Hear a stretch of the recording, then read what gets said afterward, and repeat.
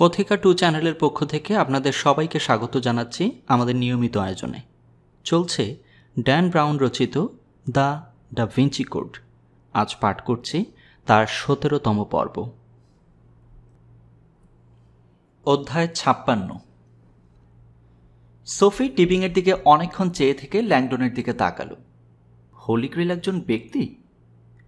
Langdon সায় দিল, আসলে একজন নারী। সোফির ফ্যাকাশের চেহারাটা দেখে ল্যাংডন তার অবস্থাটা বুঝতে পারল। সে যখন প্রথম এই তথ্যটা জানতে পেরেছিল তখন তারও এমন অবস্থা হয়েছিল, সেই কথাটা তার মনে পড়ে গেল। টিবিং এবার ল্যাংডনকে বলল, রবার্ট, হয়তো একজন সিম্বলজিস্ট হিসেবে ব্যাপারটা আরও খোলাসা করে বলার সময় হয়েছে। তিনি টেবিলের কাছে গিয়ে একটা কাগজ তুলে নিয়ে সেটা ল্যাংডনের সামনে মেলে ধরলেন। ল্যাংডন তার পকেট থেকে একটা কলম বের করল। সোফি, তুমি কি নারী পুরুষের আধুনিক আইকনের সাথে পরিচিত? সে অতি পরিচিত পুরুষ প্রতীকটা এবং নারী প্রতীকটা আঁকল। অবশ্যই, সে বলল। এগুলো, সে খুব শান্ত কণ্ঠে বলল, নারী পুরুষের আসল প্রতীক নয়। অনেকেই ভুল করে ধারণা করে যে পুরুষ প্রতীকটা এসেছে বর্ম এবং বর্ষা থেকে, যেখানে নারী প্রতীক প্রতিনিধিত্ব করে আয়নার প্রতিফলিত সৌন্দর্যকে। আসলে প্রতীকগুলোর উৎস হল প্রাচীন জ্যোতির্বিদ্যার মঙ্গল গ্রহ আর ভেনাসের প্রতীকগুলো। আসল প্রতীকগুলো অনেক বেশি সরল ছিল। ল্যাংডন কাগজের উপর আরেকটা আইকন আঁকল। এই প্রতীকটা ছিল পুরুষের। সোফিকে বলল, একটা আদিম পুরুষ লিঙ্গ। একদমই যথার্থ বলা যায়, সোফি বলল। আসলটার মতোই, টিবিং বললেন।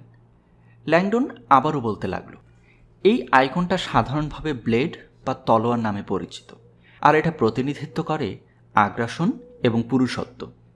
সত্যি বলতে কি, ঠিক এই পুরুষলিঙ্গের প্রতীকটা আজকের দিনেও আধুনিক সেনাবাহিনীতে উচ্চতর র্যাঙ্ক নির্দেশ করতে ব্যবহার করা হয়ে থাকে। একদম ঠিক, টিবিং দাঁত বের করে হাসলেন। তোমার যত বেশি লিঙ্গ থাকবে তত বেশি উচ্চ র্যাঙ্ক হবে। ল্যাংডন একটু বিব্রত হলো। নারী প্রতীকটার দিকে যাই, এটা একেবারে পুরুষেরটার বিপরীত। সে আরেকটা প্রতীক আঁকল। এটাকে বলা হয় চ্যালিস বা পেয়ালা। সোফি চোখ তুলে তাকালো। তাকে দেখে মনে হলো অবাক হয়েছে। ল্যাংডন বুঝতে পারল সোফি ব্যাপারটা ধরতে পেরেছে। চ্যালিস, সে বলল, একটা পেয়ালা বা আধারের সাথে সাদৃশ্যপূর্ণ। তার চেয়েও বড় কথা, এটার আকৃতি নারীর যোনির মতো। এই প্রতীকটা নারীত্বের, মাতৃত্বের আর উর্বরতার। ল্যাংডন এবার তার দিকে সরাসরি তাকালো।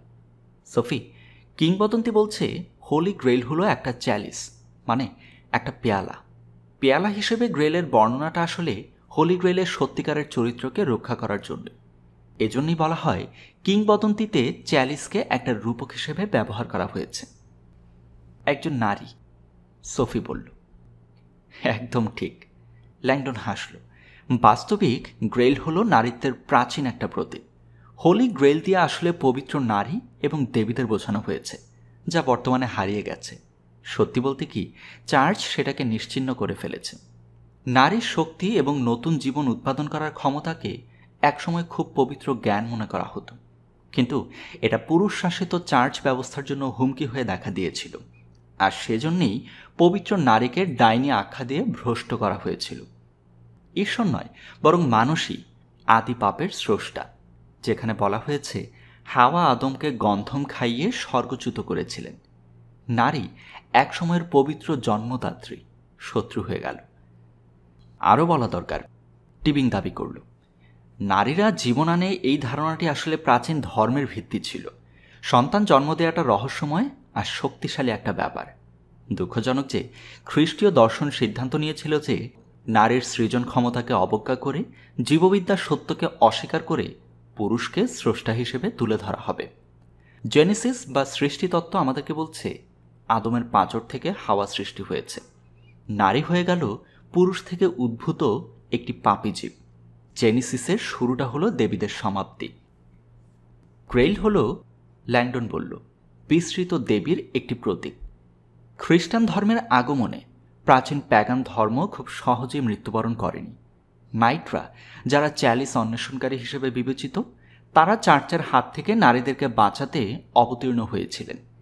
চার্চ দেবীদের নিশ্চিহ্ন করা শুরু করেছিল, অবিশ্বাসীদেরকে পুড়িয়ে মেরে প্যাগানদের পবিত্র নারীকে নিষিদ্ধ করেছিল তারা। সোফি মাথা ঝাঁকাল। আমি দুঃখিত, যখন তুমি বলছিলে হোলি গ্রেইল হলো একজন ব্যক্তি, আমি ভেবেছিলাম তুমি সত্যিকারের ব্যক্তিকেই বুঝিয়েছ। সত্যিকারেরই তো, ল্যাংডন বলল। যে কোনো ব্যক্তি নয়, টিবিং উৎফুল্ল হয়ে বললেন। উত্তেজনায় দাঁড়িয়ে গেলেন। এমন একজন নারী যিনি এমন শক্তিশালী একটা সিক্রেট ধারণ করছেন যা প্রকাশ পেলে খ্রিস্ট ধর্মের মূল ভিত্তিটাই ধ্বংস হবার হুমকি রয়েছে। সোফিও দারুণ উত্তেজিত হয়ে উঠল। এই নারী কি ইতিহাসে খুবই সুপরিচিত? অনেকটাই।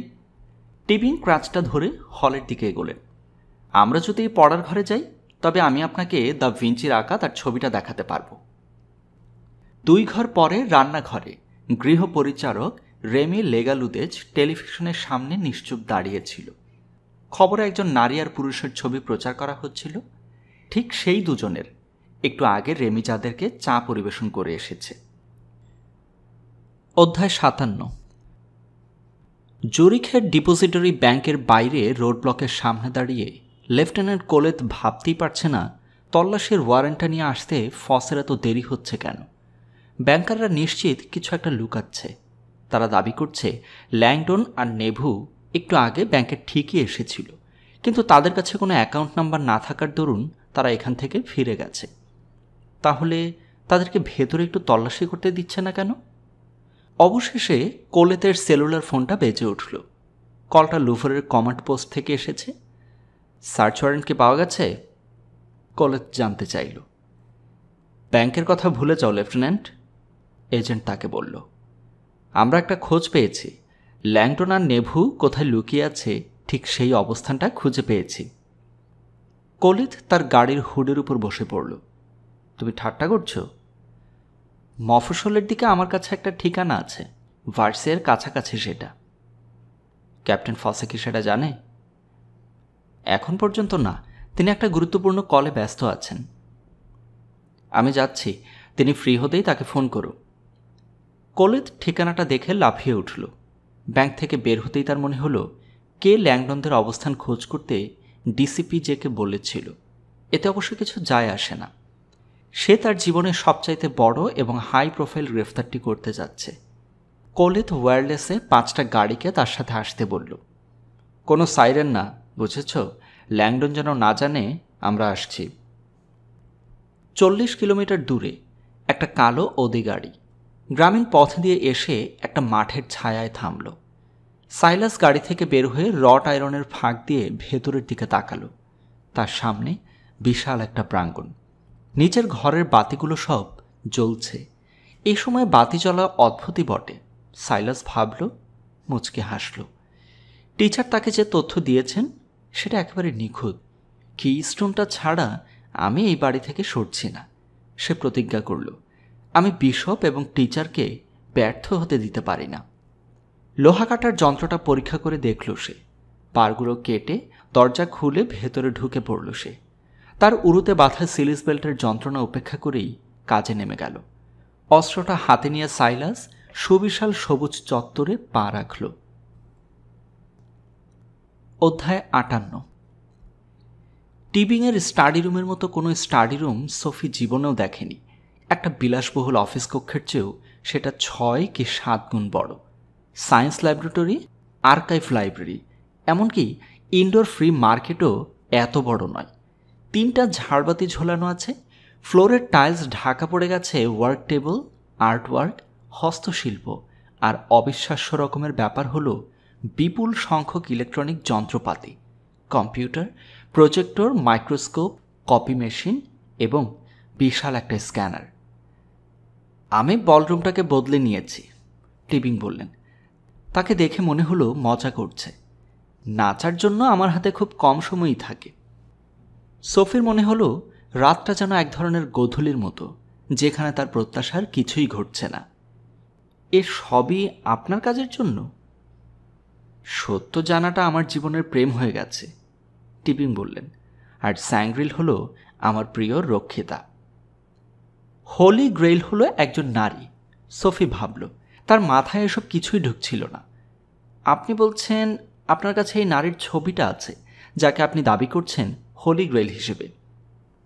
হ্যাঁ, কিন্তু তিনি যে হোলি গ্রেইল সেটা আমার দাবি নয়, খ্রিস্ট নিজে সেটা দাবি করেছেন। কোন ছবিটা? সোফি জিজ্ঞেস করল। দেয়ালগুলো ভালো করে দেখে নিল। টিবিংকে দেখে মনে হলো তিনি সেটা ভুলে গিয়েছিলেন। হোলি গ্রেইল, স্যাংগ্রিল, চ্যালিস। তিনি আচমকা ঘুরে দূরের একটা দেয়ালের দিকে ইঙ্গিত করলেন। সেখানে 8 ফুট দীর্ঘ দ্য লাস্ট সাপারের একটা প্রিন্ট টাঙানো রয়েছে। ঠিক এই ছবিটাই একটু আগে সোফি দেখেছে। এই তো সেই। সোফি নিশ্চিত সে কিছু একটা ধরতে পারছে না। এই ছবিটাই তো আপনি আমাকে একটু আগে দেখিয়েছেন। তিনি মুচকি হাসলেন। আমি জানি, কিন্তু বড়টা আরও বেশি মজার এবং কৌতূহল উদ্দীপক। আপনার কি মনে হয় না? সোফি সাহায্যের জন্য ল্যাংডনের দিকে ঘুরল। আমি ধরতে পারছি না। ল্যাংডন হাসল। হোলি গ্রেইলটা দ্য লাস্ট সাপারের মধ্যে আবির্ভূত হয়েছে। লিওনার্দো তাকে খুব ভালোভাবে অন্তর্ভুক্ত করেছেন। দাঁড়াও, সোফি বলল, তুমি বলছো হোলি গ্রেইল হলো একজন নারী, দ্য লাস্ট সাপার হলো 13 জন পুরুষের একটা ছবি। তাই কি? টিবিং তার ভুরু কপালে তুললেন। একটু ভালো করে দেখুন তো। একটু ইতস্তত করে সোফি ছবিটার কাছে গেল। 13টি অবয়ব ভালো করে দেখে নিল।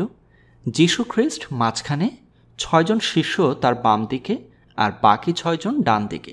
তারা সবাই পুরুষ, সে নিশ্চিত হয়ে বলল। হো, টিবিং বললেন, প্রভুর ডান দিকের সম্মানের জায়গাটাতে যিনি বসে আছেন তার ব্যাপারে? সোফি যিশুর ডান দিকে বসা চরিত্রটা ভালো করে পরীক্ষা করে দেখল। খুঁতিয়ে খুঁতিয়ে দেখতে লাগলো সে। চরিত্রটার মুখ আর শরীর ভালো করে দেখতেই বিস্ময় জেগে উঠল তার মধ্যে। চরিত্রটার চুল লাল, খুবই সরু ভাঁজ করা দুটো হাত, আর বুকের কাছে স্তনের আভা। এটা নিঃসন্দেহে একজন নারী। এটা তো একজন নারী, সোফি বিস্ময়ে বলে উঠল। টিবিং হাসতে লাগলেন। খুব অবাক হয়েছেন তাই না? বিশ্বাস করুন, এটা ভুল করে হয়নি। লিওনার্দো নারী পুরুষ আঁকার বেলায় খুবই দক্ষ ছিলেন, গুলিয়ে ফেলার প্রশ্নই আসে না। সোফি যিশুর পাশে বসা রমণের দিক থেকে চোখ ফেরাতেই পারছিল না। তার লাস্ট সাপার তো 13 জন পুরুষের ছবি হবার কথা। এই মেয়েটা তবে কি? যদিও সোফি এই ক্লাসিক ছবিটা বহুবার দেখেছে, কিন্তু এই জিনিসটা একদমই খেয়াল করেনি। সবাই মিস করে, টিবিং বললেন। আমাদের পূর্বচিন্তা এই ছবিটার বেলা এত শক্তিশালী যে ছবিটা দেখার সময় আমাদের চোখের উপর সেটা সেটে থাকে। এটা স্কটমা হিসেবে পরিচিত, ল্যাংডন পাশ থেকে বলল।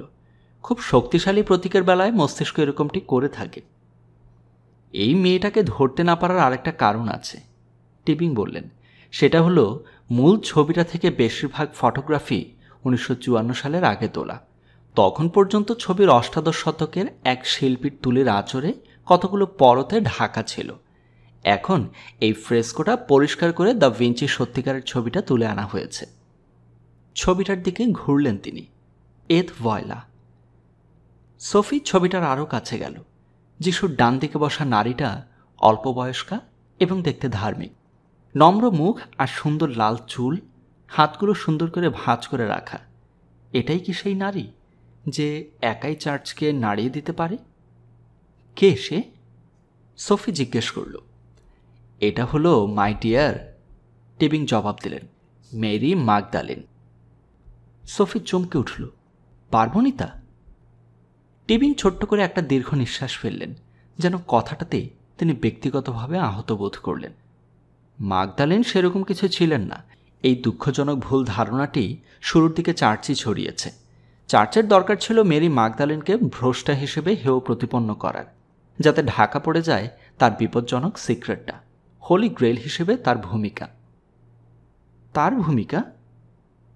যেমনটি আমি বলেছি, টিবিং পরিষ্কার করে বললেন, শুরুর দিকে চার্চের দরকার ছিল বিশ্ববাসীকে এটা জানানো যে পয়গম্বর যিশু আসলে স্বর্গীয় সত্তা। তাই যেসব গসপেলে যিশুকে মর্তের মানুষ হিসেবে বর্ণনা করা হয়েছিল সেগুলো বাইবেল থেকে বাদ দিয়ে দেওয়া হয়েছিল। কিন্তু প্রথম দিককার পরিমার্জনাকারীদের জন্য যেটা দুর্ভাগ্য, তা হলো একটা পার্থিব বিষয়ের গসপেল বাইবেলে রয়ে গিয়েছিল, ম্যারি মাগদালেন। বিরতি দিলেন তিনি। আরও ভালো করে বলতে গেলে বলতে হয় যিশুর সাথে তার বিয়ে। ক্ষমা করবেন, কি বললেন? সোফি ল্যাংডনের দিকে চেয়ে আবার টিবিংয়ের দিকে ফিরল। এটা ঐতিহাসিক রেকর্ডের ব্যাপার, টিবিং বললেন। আর দ্য ভিঞ্চি এ ব্যাপারে পুরোপুরি জ্ঞাত ছিলেন। তার লাস্ট সাপারে নির্দিষ্ট করে বলতে গেলে চিৎকার করে জানান দিচ্ছে যে যিশু আর মাগদালিন ছিলেন স্বামী স্ত্রী। সোফি আবারও ফ্রেস্কোটার দিকে তাকালো। খেয়াল করে দেখুন, যিশু যে পোশাকটা পরেছেন তার মিরর ইমেজের পোশাক পরেছেন মাগদালিন। টিবিং ছবিটার মাঝখানে বসা দুজনের দিকে ইঙ্গিত করলেন। সোফি হতবিহ্বল হয়ে গেল। এটা নিশ্চিত যে তাদের দুজনের পোশাকের রঙেই উল্টো করে সাজানো আছে। যিশু পরে আছেন লাল রঙের রোব এবং নীল রঙের ক্লোক, ম্যারি পরেছেন নীল রঙের রোব এবং লাল ক্লোক, ইন এবং ইয়াং। আরও অদ্ভুত কিছুতে প্রবেশ করা যাক, টিবিং বললেন। খেয়াল করুন, যিশু এবং তার বধূকে দেখে মনে হচ্ছে যেন উরুর দিক থেকে ঘেঁষে আছেন তারা, আর একে অন্যের দিকে এমনভাবে হেলে আছেন যেন তাদের মধ্যেকার নেগেটিভ স্পেসটা একটা নকশা তৈরি করে ফেলেছে। টিবিং সোফিকে সেটা দেখাবার আগেই সোফি নিজেই ওটা দেখতে পেল। তর্কাতীতভাবেই ছবিটার মাঝখানে এই ভি আকৃতিটা আছে। ল্যাংডন একটু আগেই বলেছিল এটা হলো নারীর যোনির প্রতীক। অবশেষে টিবিং বললেন, আপনি যদি যিশু আর মাগদালেনকে মানুষ হিসেবে না দেখে কম্পোজিশনাল এলিমেন্ট হিসেবে দেখেন তাহলে দেখতে পাবেন আরেকটা আকৃতি। একটু থামলেন তিনি। ইংরেজি বর্ণমালার একটা অক্ষর। সোফি সঙ্গে সঙ্গে সেটা দেখতে পেল। অক্ষরটার পুরোটা হঠাৎ করে সে দেখতে পেল। ছবিটার মাঝখানে প্রশ্নাতীতভাবেই একটা বড়সড় এম অক্ষর দেখা যাচ্ছে। কাকতালীয় বললে খুব বেশিই বলা হবে, অক্ষরটা খুবই নিখুঁত। আপনি কি বলেন? টিবিং বললেন। সোফি খুবই রোমাঞ্চিত হল। এটা এখানে কেন? টিবিং কাঁধ ঝাঁকালেন। ষড়যন্ত্রতাত্ত্বিকের দল বলবে এটা দিয়ে বোঝানো হয়েছে ম্যাট্রিমোনিয়া বা বিবাহ, অথবা মেরি মাগদালিন। সত্যি বলতে কি কেউই নিশ্চিত করে বলতে পারে না। নিশ্চিত করে যা বলা যায় তা হলো লুকানো এমটা ভুল করে দেয়া হয়নি। গ্রেইল সম্পর্কিত অসংখ্য কাজে লুকায়িত এম রয়েছে, হয় জলছাপে, ছবির নিচে, কিংবা কম্পোজিশনাল প্রহেলিকার মাধ্যমে। সবচাইতে আলোচিত এমটা লন্ডনের আওয়ার লেডি অফ প্যারিসের বেদিতে চিত্রিত করা আছে, যা প্রায়োরিতের এক সাবেক গ্র্যান্ডমাস্টার জ কক্তো ডিজাইন করেছিলেন। সোফি তথ্যটা জানত। আমি মানছি লুকায়িত এম হলো কৌতূহল উদ্দীপক, তারপরও বলা যায় কেউ এমন দাবি করছে না যে সেটা যিশু এবং মাগদালেনের বিয়ের প্রমাণ। না না, টিবিং বললেন। পাশের একটা টেবিলে রাখা বইয়ের দিকে গেলেন। আমি আগেই বলেছি যিশু এবং মাগদালেনের বিয়ের ব্যাপারটা ঐতিহাসিক রেকর্ডের অংশ। তিনি বইটা উল্টাতে লাগলেন। তার চেয়েও বড় কথা, বাইবেলের বর্ণিত অবিবাহিত যিশুর চেয়ে বিবাহিত যিশুই আমাদের কাছে বেশি মানানসই বলে মনে হয়। কারণ যিশু একদিন ইহুদি ছিলেন।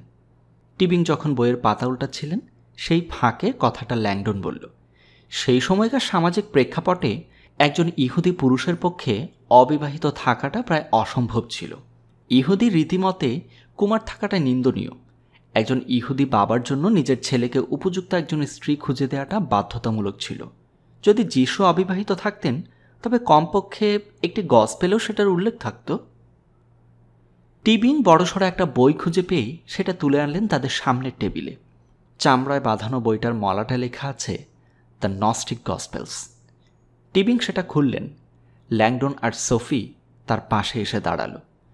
সোফি দেখে বুঝতে পারল পৃষ্ঠাগুলো কোনো প্রাচীন পুঁথির বড় করে তোলা ছবিতে পূর্ণ। লেখাগুলো হাতের লেখা। প্রাচীন ভাষাটা সে চিনতে পারল না, কিন্তু পরের পৃষ্ঠায় সেগুলো টাইপ করা অংশ ছাপা আছে, সেগুলো অনুবাদ করা। এগুলো নাগ হাম্মাদি এবং ডেড সি স্ক্রলের ফটোকপি, যা আমি আগেই উল্লেখ করেছিলাম। টিবিং বললেন, খ্রিস্ট ধর্মের প্রাথমিক সময়ের রেকর্ড। সমস্যার কথা হলো এগুলো বাইবেলের গসপেলের সাথে মেলে না। টিবিং একটা প্যারার দিকে ইঙ্গিত করলেন। ফিলিপের গসপেলটাই শুরুর জন্য সবসময় ভালো। সোফি সেটা পড়ল। আর ত্রাণকর্তার সঙ্গিনী হলেন ম্যারি মাগদালিন। খ্রিস্ট তাকে বাকি সব শিষ্যদের চেয়েও বেশি ভালোবাসেন এবং প্রায় তার ঠোঁটে চুমু খান। বাকি শিষ্যরা এতে ক্ষিপ্ত হয়ে নিজেদের আপত্তির কথা জানালো। তারা তাকে বলল, আপনি কেন তাকে আমাদের চেয়েও বেশি ভালোবাসেন? কথাগুলো সোফিকে দারুণ অবাক করল। তারপরও সেগুলো থেকে কোনো উপসংহার টানা যায় না। এখানে বিয়ের কোনো কথা বলা হয়নি। ও কন্ট্রেয়ার, টিপিং হাসলেন। প্রথম লাইনটার দিকে ইঙ্গিত করলেন। যে কোনো আরামাইক পণ্ডিতই আপনাকে বলে দেবে যে সেসব দিনে সঙ্গিনী শব্দটি আক্ষরিক অর্থে স্ত্রী হিসেবেই ব্যবহৃত হতো। সোফি আবারও প্রথম লাইনটা পড়ল। আর ত্রাণকর্তার সঙ্গিনী হল ম্যারি মাগদালিন। টিপিং আরও অনেক প্যারা সোফিকে দেখালেন যাতে এই কথাটা সত্যতা পাওয়া যায়। এসব প্যারাগুলো পড়তে পড়তে সোফির মনে পড়ে গেল সেই খেপে যাওয়া যাজকের ঘটনাটির কথা, যে তার দাদুর দরজায় জোরে জোরে আঘাত করেছিল। সোফি তখন স্কুলে যায়। এটা কি জ্যাকসনিয়ার বাড়ি? ছোট্ট সোফি যখন দরজাটা খুলেছিল, যাজক লোকটা তখন নিচু হয়ে তার দিকে তাকিয়ে জানতে চেয়েছিল। আমি তার সাথে এই সম্পাদকীয়টা নিয়ে কথা বলতে চাই, এটা উনি লিখেছেন। যাজক লোকটার হাতে একটা সংবাদপত্র ছিল। সোফি তার দাদুকে ডেকে দিলে দুজনেই স্টাডি রুমে দরজা বন্ধ করে আলাপে ব্যস্ত হয়ে গিয়েছিলেন। আমার দাদু পত্রিকায় কিছু লিখেছে?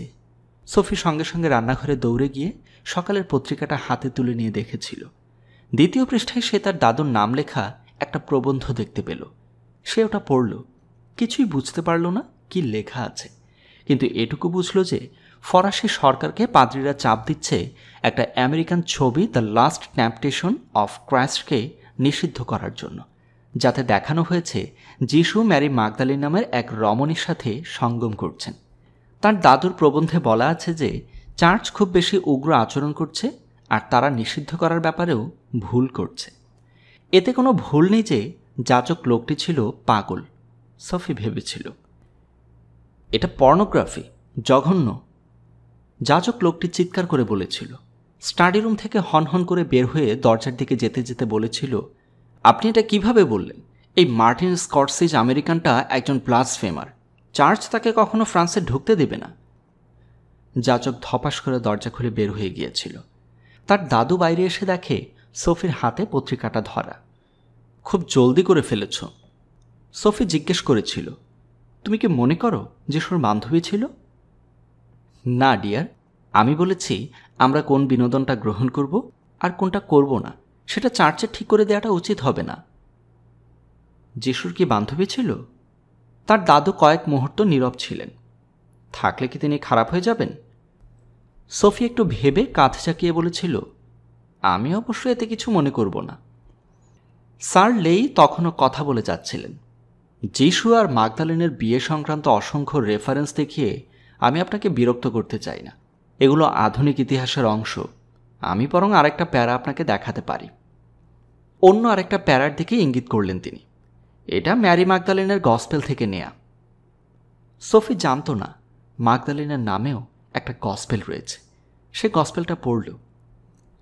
আর পিটার বলল, ত্রাণকর্তা কি আমাদের অগোচরে কোনো রমণীর সাথে কথা বলেছেন? আমরা কি তার দিকে ঘুরব, তার সব কথা শুনব? তিনি কি সেটা পছন্দ করবেন? আর লেভি জবাব দিল, পিটার, তুমি সবসময় রকচটা। এখন আমি দেখতে পাচ্ছি তুমি একজন নারীর বিরুদ্ধে প্রচারণায় নেমেছ। যদি ত্রাণকর্তা তাকে গ্রাহ্য করে তবে তুমি কি তাকে প্রত্যাখ্যান করছো? নিশ্চিতভাবেই ত্রাণকর্তা তাকে ভালো করেই চেনেন, এজন্যেই তিনি তাকে আমাদের চেয়েও বেশি ভালোবাসেন। যে নারী সম্পর্কে তারা কথা বলছে, টিপিং বুঝিয়ে বললেন, তিনি হলেন ম্যারি মাগদালিন। পিটার তাকে ঈর্ষা করত। কারণ যিশু ম্যারিকে পছন্দ করতেন? শুধু তাই না, তার চেয়েও বেশি কিছু। গসপেলের এই জায়গাটাতে যিশু আশঙ্কা করেছিলেন খুব শীঘ্রই তাকে ধরে ক্রুশবিদ্ধ করা হবে। তাই যিশু মাগদালিনকে তার চলে যাবার পর তার চার্চ কিভাবে চলবে সে ব্যাপারে কিছু নির্দেশনা দিয়ে গিয়েছিলেন। এর ফলে পিটার নিজেকে দ্বিতীয় ব্যক্তি হিসেবে অবমূল্যায়িত হয়েছেন বলে মনে করেছিলেন, তাও আবার একজন নারীর কাছে। আমি বলতে বাধ্য হচ্ছি, পিটার কিছুটা নারী বিদ্বেষী ছিলেন। সোফি বলল, এটা হলো সেন্ট পিটার, যিশুর চার্চ নির্মাণ করেছিলেন যিনি। সবই ঠিক আছে, কেবল একটা বাদে। এইসব দলিল মতে যিশু পিটারকে নয় বরং মেরি মাগদালিনকেই প্রথম খ্রিস্টীয় চার্চ নির্মাণের জন্য দিক নির্দেশনা দিয়ে গিয়েছিলেন। সোফি তার দিকে তাকালো। তুমি বলছো খ্রিস্টীয় চার্চ একজন নারী কর্তৃক নির্মিত হয়েছে? এটাই ছিল পরিকল্পনা। যিশু ছিলেন প্রথম নারীবাদী। তিনি চেয়েছিলেন তার চার্চের ভবিষ্যৎ ম্যারি ম্যাগদালেনের হাতে ন্যস্ত হোক। আর এতে পিটার অসন্তুষ্ট হয়েছিলেন। ল্যাংডন বলল। দ্য লাস্ট সাপারের দিকে ইঙ্গিত করল সে। এই তো পিটার, এখানে তুমি দেখতেই পাচ্ছ। দ্য ভিঞ্চি এ ব্যাপারে খুবই সচেতন ছিলেন যে পিটার ম্যাগদালেনের ব্যাপারে কি মনোভাব পোষণ করতেন। এই তো পিটার, এখানে তুমি দেখতেই পাচ্ছ।